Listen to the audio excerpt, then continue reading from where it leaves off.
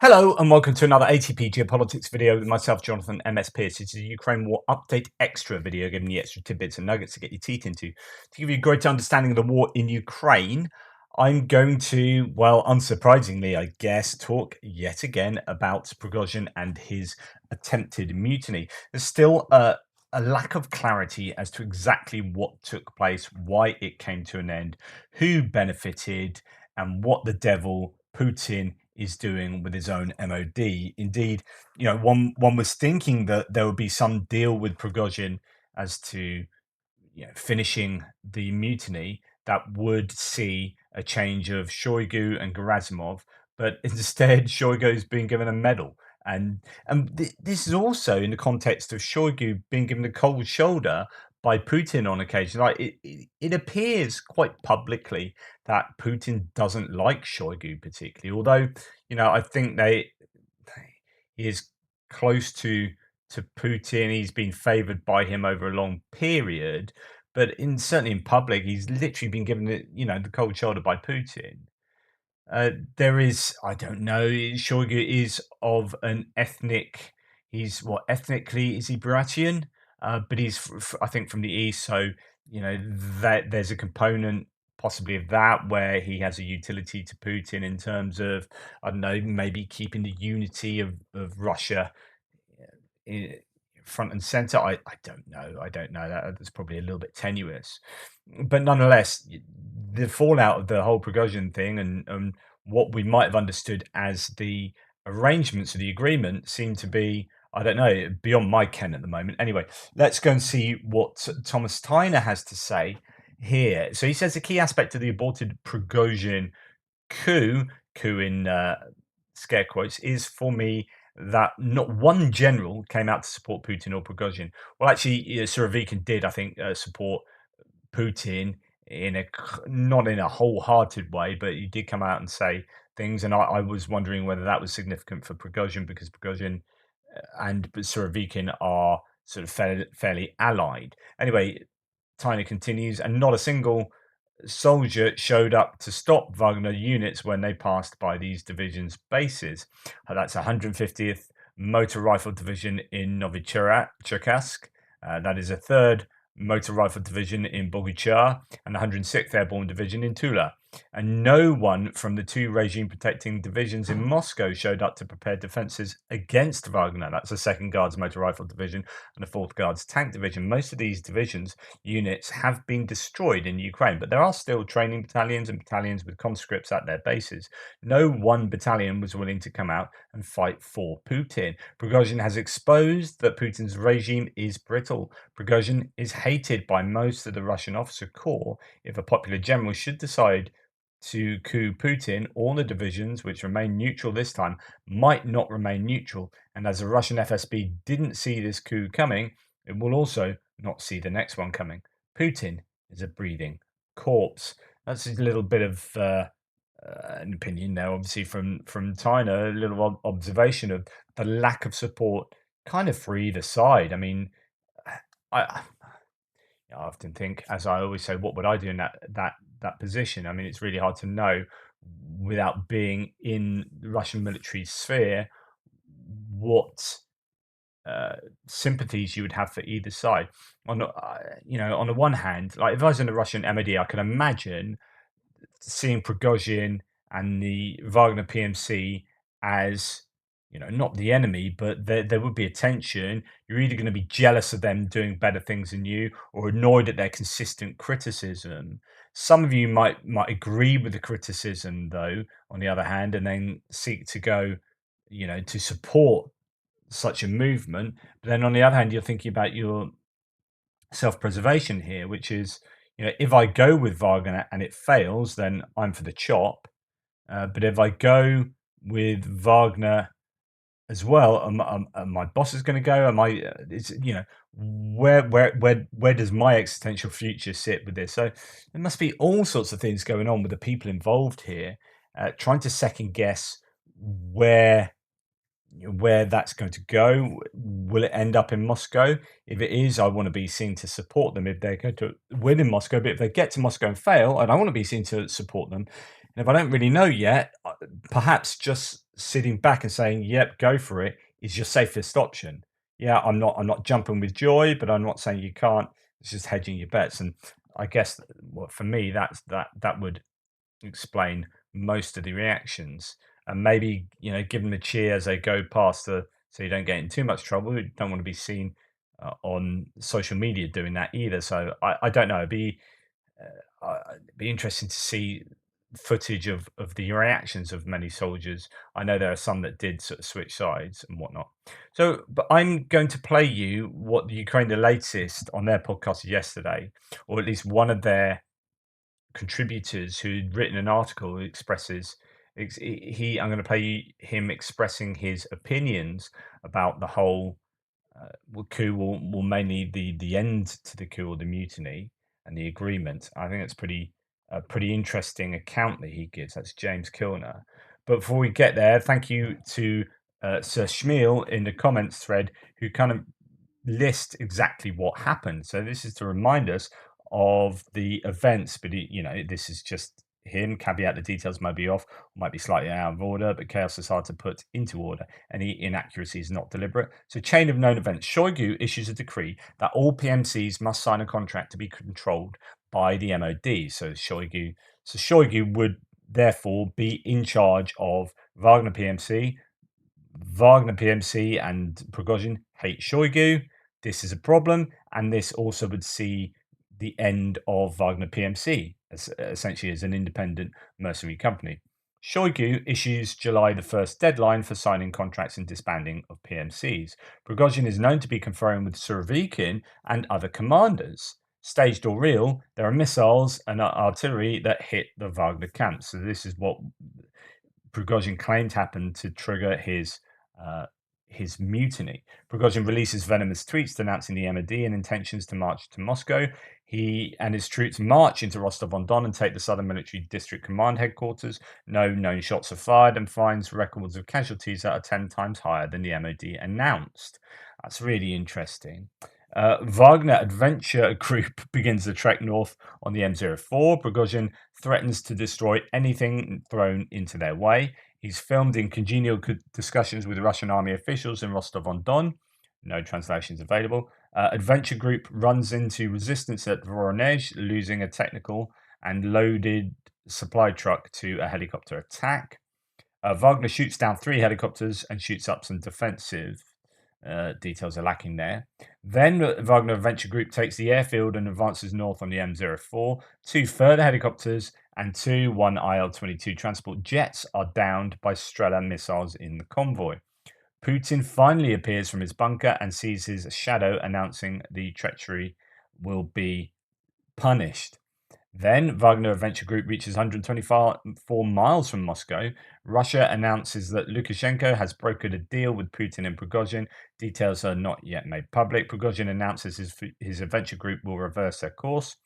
To great public fanfare, Prigozhin enters a black SUV and waves as he disappears into the dark of night. He announces that he's been exiled to Belarus. CNN releases news Monday morning that in the US that Prigozhin and Wagner will operate as a PMC in Belarus. Lukashenko gains a PMC to protect him from 15,000 Russian troops stationed in Belarus. So, could there be some posturing here with Belarus with regard to Russia having some leverage over and Putin having leverage over Lukashenko and having soldiers in Belarus? Now Lukashenko has his own army and arguably a whole bunch of sympathetic Wagner soldiers. Interesting. Prigozhin manages to keep his PMC intact and has a new base of operations. In fact, he said only 1 to 2% have or are looking to join the Russian MOD. Putin's panic subsides and the arrest order for Prigozhin is withdrawn. His invincible image is replaced with an image of running away. Brave Sir Robin. Shoigu is under house arrest and out of the picture. However, he appears to be back in the picture now and being given a medal. Gerasimov is not spoken of and no one seems to miss him. That's kind of where we are. We have had a subsequent speech by both Lukashenko and Putin seems to be of the opinion that Prigozhin, Kommersant have reported that Prigozhin is still being investigated. There might have been some movement of personnel below Shoigu and Gerasimov. It doesn't look like those two have been moved on. So, yeah, it's all kind of bizarre, isn't it? Well, let's see what James Kilner has to say. It really comes about because so I've been on this story since yesterday evening and afternoon, and you could feel the tension building up with Prigozhin's increasingly angry statements about the war and about the losses that he's blamed on the Russian. Remember, this is a day old now. Ministry of Defense, and also about why he felt the war was prosecuted on a lie and why it was unnecessary. And this was a departure. And then through the day, you could sort of feel the tension building, even remotely online and the comments, et cetera. And then suddenly, I'm in Tbilisi at the moment, in Georgia. Suddenly, at 11 o'clock local time or thereabouts, these Wagner channels started reporting about taking up arms, et cetera. And this happened after Prigozhin also accused the Ministry of Defense of ordering an airstrike on one of his Wagner camps. And then he put out a rather obscure video, which he said proved it, but most online analysts disagreed, and the video is very poor. But then it took Putin, this was really the trigger for this story that I ran to, it took Putin about 12 hours to say anything from this moment. So there was a huge leadership gap. And I felt that this really showed a man who was totally taken by surprise, didn't know what to do, et cetera. Now, Putin is known as a very cruel and callous man. He's also known as a big diverer and an opportunistic diverer. And he clearly took 12 hours to put himself together. And then, as Natasha said, he comes onto the Kremlin video system, puts out a 6-minute broadcast, which I watched, and he looked absolutely shattered. He looked completely pale. He looked frail even. Lots of people were talking about how he looked grey. He gave this really odd speech that Natasha referenced, talking about 1917 revolution. He was trying to pull his normal trick, which he's been doing throughout the war, trying to rally people around him about supporting the motherland, that sort of thing, about how this is a huge distraction from the Nazis in Ukraine and the evil NATO, et cetera. And he said the enemy within must be arrested and brutally punished. He never actually mentioned Prigozhin, and he did mention the Wagner group, but not in a sort of, he didn't reference them as rebels. And I just felt this built up a really clear impression of a leader who's probably lost his grip. And knowing Russia as I do, have done for 20 years, the Russian people have already been asked to give up so much through Putin's misadventure and his opportunism and his callous disregard for life with his invasion of Ukraine. They've already been asked to sacrifice so much, and it's gone so badly, and now they see him being openly challenged, which in the Russian societal diktat is a very important Rubicon that should never be crossed. Once it's been crossed, the person who's been challenged is more or less forever weakened, and I think that is what we're going to see here.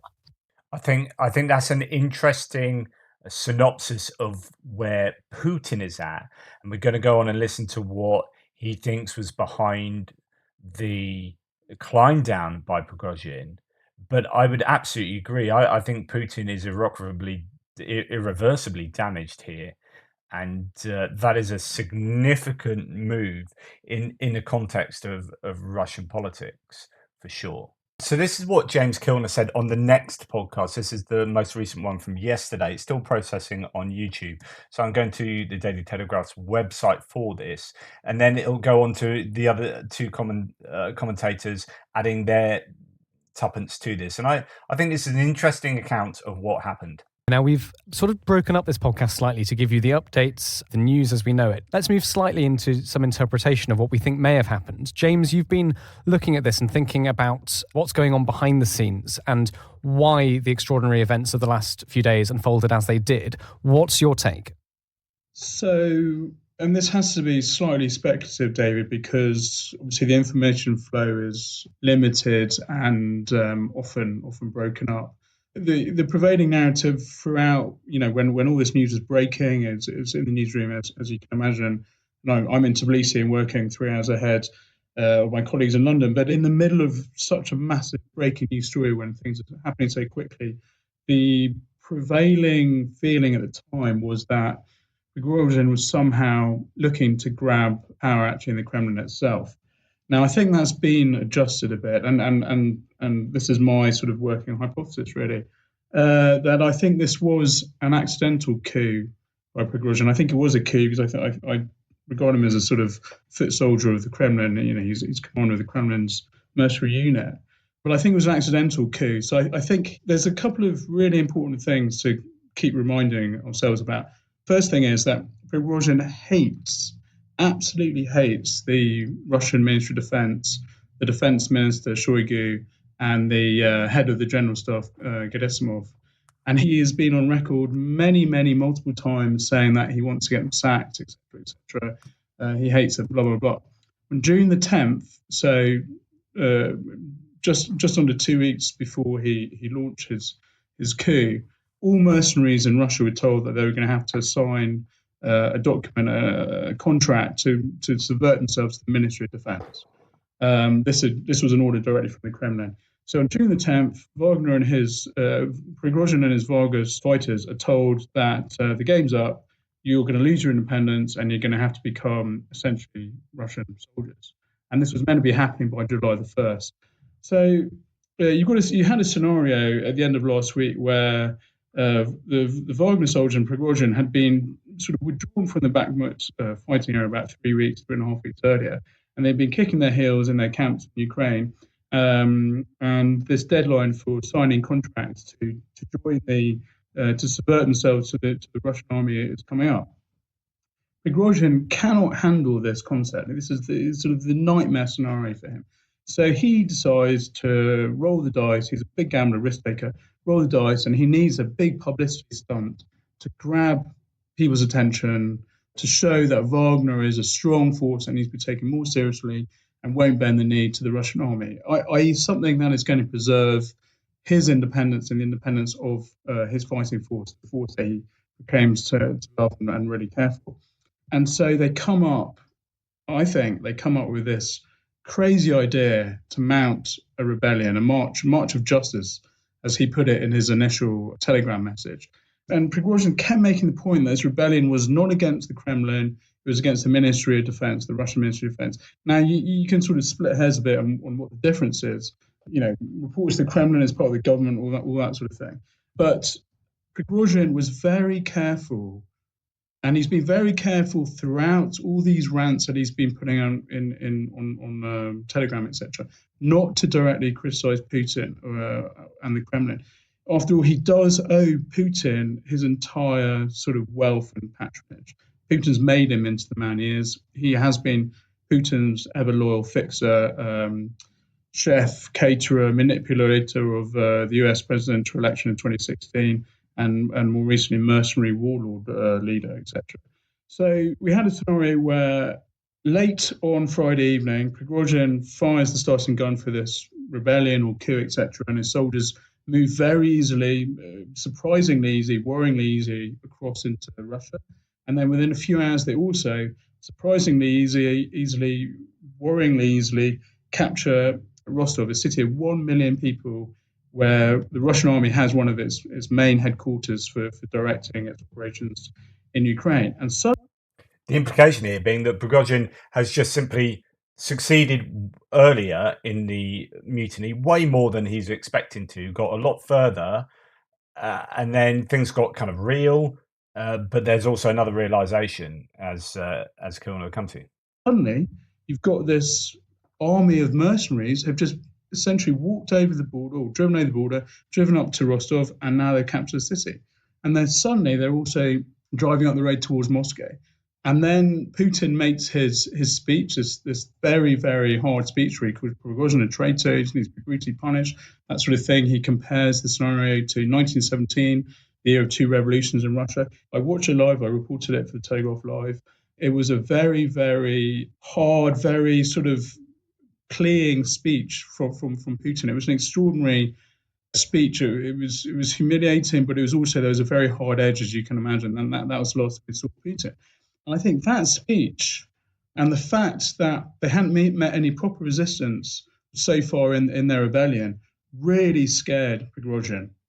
And maybe he'd fall into some sort of trap, because I think he'd anticipated a sort of scenario, and this is just hypothetical, where there would be a standoff somewhere in the Rostov region, outside Rostov or on the border, and it would require Putin to intervene, or a very senior Kremlin official to intervene and negotiate some sort of peace. And during those negotiations, he would get what he wanted. Instead, suddenly, his fighters are 120 miles from Moscow, and it looks like they're going to end up entering Moscow and having some sort of fight for the Kremlin, which is a totally crazy concept, and not one that I do not think that he anticipated that being in that scenario, and I do not think that he wanted to be in that scenario. Which is fascinating. So he had been planning on having some kind of scuffle in Rostov, Putin would get involved, say, okay, look, calm down, guys. Okay, we'll make some shuffles in the Russian MOD, but yeah, this needs to stop. But instead, there was absolutely no resistance, and he ends up being closer and closer to Moscow and thinking, okay, brilliant, we've done really well so far, but there's no way I'm going to take Moscow because I'd never intended to do that. And it's at this point, shortly after Putin's speech, a few hours after Putin's speech, that negotiations start happening. And there's been some very good reporting from some of the Russian opposition news websites who are quite well sourced inside the Kremlin, etc., and Russian officials, who say that it was at this point that Prigozhin picked up the phone, tried to get through to Putin, his old mate, couldn't get through to him, so got through to some other officials, and then this deal was done for him to allow him to move in to Belarus and to basically stop, pull a sudden stop to this this drive to Moscow, which didn't suit anyone. And Prigozhin needed someone like Lukashenko's name on this peace deal to authenticate it, and that's where we are. I think essentially Prigozhin was an accidental coup leader, and at the end of this, his adventurism, we have two outcomes which are terrible for him. He's forced into exile in Belarus, a boring, frustrating exile, which completely sidelines him, and he's accidentally, I think, humiliated his patron. The big winners in this are people who hated Prigozhin and who really hated his insider friendship, relationship with Putin that was keeping him in the public, was giving him all his power. That relationship, that friendship has now been broken forever. And I think the people who, the Russian agencies and the Russian elite who hated that are the big winners. Well, thank you very much, James. And in other words, perhaps like Shoigu and Gerasimov are the big winners here. They haven't been sacked. Prigozhin's been sidelined. He's lost his friendship and influence with Putin. Putin came out strongly against Prigozhin, and here we are. You said, with all the caveats of information flow, and it's only been a few days since these events. I think that's a really, really interesting read of what's happened. Natalia and Dom, do you want to add anything to that? Natalia Vasilieva. Yeah, I just wanted to make a few points about the timeline here and why Prigozhin may have stopped. We have been talking about it a lot, actually. We've been discussing Prigozhin's rise to power. There was speculation of him vying for office, possibly looking for an official post, trying to win allies. But at the end of the day, and we could see it as early as Saturday morning, he did not have any political allies. There was not a This is super, super important. Single cabinet minister. There was not a single governor who would openly support him or who would issue a statement that would be neutral, bordering on support. So if you're going to take over Moscow, and I said this before, he must have been planning, because the assumption before was he's planning to get to Moscow and do a coup. But actually, I don't really know. I'm kind of going along with Kilner's speculation here that actually he wasn't planning to go to Moscow. He's planning to mess around Rostov-on-Don, but there was absolutely no resistance. And then he ended up accidentally almost at Moscow and thinking, I don't have those people in place in Moscow to support me. I don't have enough support there to be able to take Moscow and to be able to unseat Putin. In fact, I didn't originally want to unseat Putin. And Putin's come out and done this speech strongly against me. And I was actually just wanting to get Shoigu and Gerasimov removed by messing around down in Rostov-on-Don. And now I'm up near Moscow. Putin now hates me. And I don't have the strength to take Moscow. And no one has come out publicly to defend my actions. So I have to do a deal. This is Prigozhin's only chance. And then you can throw in things like maybe some of the Wagner had their families kind of threatened by the FSB or whatever, as British intelligence has been claiming. You throw all that together and Prigozhin's like, I've got to do a deal. So actually, it could well be that Prigozhin has now been properly sidelined and has actually lost out here significantly, although he still has an independent mercenary outfit that can still do Russia's bidding abroad. Pretty much everyone was vocal in favor of the Kremlin from the start, which I think was one of the main points that Prigozhin felt that he had to turn back those marching troops on the Kremlin because he just didn't have the political support that he needed. And again, all of those months we saw Prigozhin's stunning rise to power, and there was this idea that this man is really dangerous because he has all of those troops. I mean, he's the one who has guys with weapons, and if you have guys with weapons, maybe you don't need all of those old men in black suits. And it turned out that it was actually one of the things that made the mutiny essentially fail. That he just felt that there would be no political backing if he would get anywhere close to Moscow, and if the troops would get anywhere close to Moscow, they would be basically decimated by the few but existing Russian troops that would be defending the Russian capital. Thank you, Natalia. Thank you, James. Dom, anything to add to that? Any thoughts? Yeah, I have to say, James is right. Prigozhin is Putin's ever-loyal fixer, or was anyway. I think he and we were surprised by how strong Putin, when he did make a speech on Saturday morning, some of the language he used, I mean, there's no coming back from that. That relationship is over between Prigozhin and Putin. I would just say that I think this shows one of the effects of the pressure on Bakhmut that's been applied to Bakhmut in the last few months. That was. So this is interesting. You put yourself as Prigozhin, who had visited Bakhmut a number of times during the conflict there when it was at its height, has seen some of the horrors, has had his commanders complain about X, Y, and Z, has seen fields of dead bodies. Remember that footage where he's like ranting and he's got all those Wagner fighters lined up dead in the field behind him. So he will be in some sense psychologically affected by this, even if he is some kind of like nigh on sociopath or whatever. Like there's probably going to be some anger and also, I don't know, maybe guilt. I don't know what emotions will be going on with him that might also be underwriting, his actions and what his eventual choices were. There's always the fault line, as we said. You've got Wagner in there. You've got the mainstream Russian MOD forces, as weak as they are, but as in regular forces backed up with conscripts and what have you. You also had the local militia, Donetsk and Luhansk People's Republic, whoever's floating around at the time. So there were a lot of fault lines there. We saw that playing out with Prigozhin's increasingly vocal rants, and we were wondering for a long time why Ukraine was still committing huge blood and treasure in that area. We thought it was mainly to work on the relative strengths, so that Russia was worn down and not able to use the forces elsewhere. But we were saying at the time that we think there's a fault line there. There are lots of fault lines between these different groups. And I think this just shows one of the outcomes of it. This is absolutely lit a flame under these political machinations. And so I think it's just one, if you look for weakness in your enemy and then you just keep applying pressure and something will eventually give. And I think that's what we saw on Saturday. But I just don't get the whole Belarus thing. I don't get him going off into exile. I don't think this is some super duper double super secret bluff whereby Putin now has forces in Belarus to come into the north. I think Ukraine are already defending that flank and it's heavily forested anyway. It's very hard to get through there, but they're alive to that. They've they've been living with that. They've got Lukashenko up there. I mean, he's not exactly a sort of fly-by-night sort of Putin fanboy. He's there for the distance. So Putin didn't need to put someone else in there to shore that flank up, I don't think.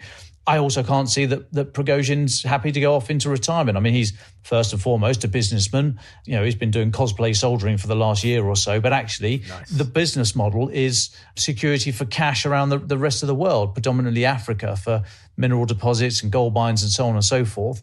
So that's made him a lot of money, Wagner a lot of money. It's made Putin a lot of money and other people around and about. But also, which might explain why Putin's not got rid of him, still needs him, still has that utility for doing shady things abroad and bringing in money. I mean, it's just a in-your-face financial decision. Prigozhin could get to continue to do those operations from Belarus, pulling the strings of his Wagner puppet elsewhere outside of Belarus, but having to stay there and not being a threat to Putin domestically. So what it's done is it's shored up some fairly dodgy regimes, but all of whom have one vote in the UN General Assembly. So Russia's been very happy for the Wagner business model to roll out. So that's so important as well. So the UN General Assembly has said this before. It doesn't matter how big your country is; those countries have the same power on these UN resolutions and votes and whatnot. So if Russia can do meddling abroad and curry favour with some of these nations, then they get a vote on their behalf. Just can't see why that would be the end of it. Russian MOD trying to roll Wagner into their constructs, get rid of Prigozhin. I mean, you're properly killing the golden goose. So I just don't see it. I don't think it was, as I say, all a plan, but equally it doesn't make any sense at all for Russia or for Putin to utterly write off Wagner at the moment. So, yeah, a lot of I don't knows in there, I'm afraid, but hopefully we'll work our way through it in the next few weeks. And I'm not sure that Putin is writing off Wagner. He's given them the opportunity to continue to exist as humans. So they're not going to be put in prison, they're not going to be executed, whatever. And they can join the Russian MOD. So it's given them all the opportunities, which when you're doing a deal, you might not think everything through to the end, point. So they might not have considered that actually there'll be a lot of tension. They wouldn't want to join. The Russian MOD figures, soldiers, conventional soldiers might not want Wagner to join. All that you're just thinking of options, right? We're not going to punish them. They can join the army. They can still exist. Blah blah blah. Okay, job done. He's in Belarus. Yeah. That all kind of makes sense, and then over the next few days, the finer details get either ironed out or raise their ugly heads to show themselves as problems. But I think the idea that it was an accidental coup, it was originally a kind of mutiny against the MOD, and it became an accidental coup, especially given Putin's very strong rhetoric to Prigozhin at that time, and then he got very close to Moscow. Figured he didn't have the ability to actually take Moscow, and therefore he was kind of dead. He was going to be in a lot of trouble, and his Wagner PMC were going to be wiped out. All it would take is just a number of jets around Moscow to just go down and absolutely obliterate that convoy. It wouldn't be that difficult to do. Yes, they'd lost a few jets, a few helicopters and whatnot, but longer distance jets, they could hammer that convoy, especially if those pilots had thought some of their compatriots had been killed by Wagner. They wouldn't mind taking their revenge. Some of their training buddies or whatever been taken out. So you could imagine long distance jets firing some rockets at the convoy and just pretty much obliterating the convoy. So I think Prigozhin's just come to a quick realization that nothing went basically to plan. He was accidentally next to Moscow and then had to give up for the sake of his men and himself. And he's arrived in Belarus and now trying to, I guess, wonder what he can do next. So just to finish, let's now go to Stefan Heinzmann, who says of the whole affair this is his account, and see if that accords with what the Ukraine Latest podcast was saying. Of course, there had to be a very good reason why Prigozhin suddenly called it off, but rather than speculating about illnesses of Putin or whoever, I think that one should stick with the more obvious. Consider what is pretty much known for sure about what happened. Prigozhin didn't want to topple Putin. So that's an agreement. He wanted to topple the military command. Yeah.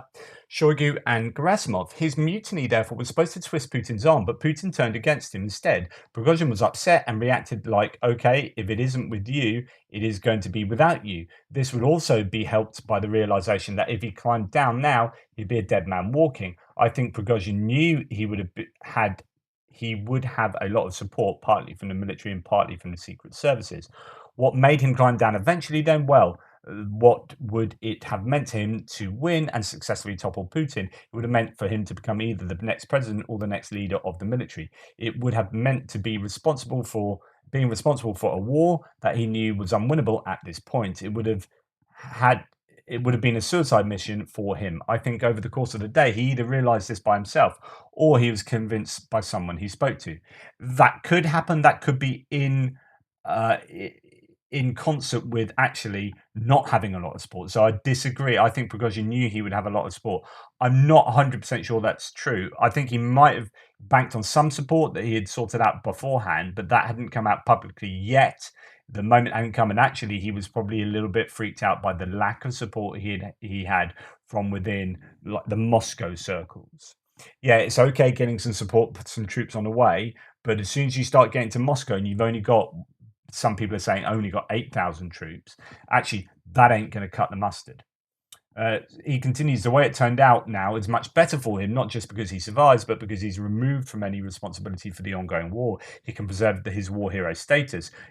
Possibly. Yes, he now appears a coward, but I think many people will have second thoughts eventually, his followers included. He has successfully demonstrated that Putin is not just weak, but is also totally dishonest and cowardly. It now looks like Putin initially promised to get Prigozhin off the hook and not pursue him, but that already seems to have been a hollow promise. Putin has no honor left. He not only betrays Prigozhin for his own benefit, he didn't have enough support from the military for his defense, and needed Kadyrov's TikTok soldiers to fend off the mutiny. He had to accept a deal brokered by Lukashenko, of all people, his erstwhile vassal. I'm not quite sure that is quite the case. Apparently, Kadyrov's soldiers were close by. They were stuck in traffic jams, but also they weren't given that go-ahead at that point yet. So that's possibly why. But I'm just not 100% sure that Prigozhin ever could have taken Moscow with the troops he had. I mean, he would have had to have banked on a proper kind of civil war eruption in Moscow between the elites and the politicians, and that chaos to then, to really foment a kind of revolutionary spirit. But absent of that looking like it was going to happen, then it was looking ever more risky to get into Moscow. I don't believe for a second that Prigozhin is in serious danger. He must have powerful backers in both the military and the secret services. He is being parked now until the war is over. Thereafter, he may well pop back onto the stage. Putin is not in control any longer. There are other forces at work in the background, forces that know that the war is lost and plan for what is going to happen thereafter. Prigozhin may be useful then. Putin is going to be kept until the war has been lost for everybody to see, at which point he can be defenestrated as the person responsible for the defeat. Getting rid of him earlier would effectively absolve him from this responsibility and might make him a martyr. There will be enough people who will peddle backstabbing stories to support this, and whoever would rule the country in the meantime would be the person who lost the war. I bet this is what is being haggled over in the background, how to keep Putin for the time until the end of the war, while at the same time having him firmly attached to their strings. Now, the only thing I would say against that is the argument that Putin has developed over time, a very thin, very thin column of power. So most dictatorships, and look at the Communist Party and whatever, that will have like a pyramid of power going up, and if one person topples, there are people around that can replace them without too much difficulty. But if you make that a very thin power by getting rid of all the people around you that could pose you a threat, that could be politically powerful, right? Putin is either killed them, put them in prison, or kind of stripped away their power. There is then a bit of a power vacuum around Putin, arguably, is what some people say. The question would be, who would be the people who are pulling Putin's strings then? Because he was FSB himself. So you could argue that there might not be FSB desire or personnel to be able to control Putin. On the other hand, Putin living in his own little bubble, both from a physical health point of view and from a kind of not using the internet point of view, means that there probably could be people around him edging into power, and he might not know as much about that. I don't know. Anyway, there are lots of different components to these theories to think about, to agree with and to disagree with. Let me know what you think. And thanks very much to Stefan for putting those thoughts together in that great comment. Anyway, let me know what you think. I think it was worth delving into this again. I did have a lot more to talk about in this particular video, but I won't. I'm going to leave it here because I'm going to have to do tomorrow. I have electricians messing around with the electrics on my house, long overdue, and I might not have electricity for most of the day. So that means that I'm probably going to go to my parents' house to do the news video.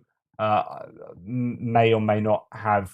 No, I might have time to do that first, and then my frontline video I might have to go around. But I'll prepare some other videos to do tomorrow, and it might either involve the rest of the stuff I've got there, or I might move my atom bomb morality video across from my other channel because it's pertinent to this. It came out of a conversation here, and post that here as my extra. Anyway, that's just to let you know what's going to go on tomorrow. Take care. Thanks for all your support. Please give me your theories below in the threads about what was hoped to be achieved by Prigozhin and where you think it's going to go now. Toodle pips.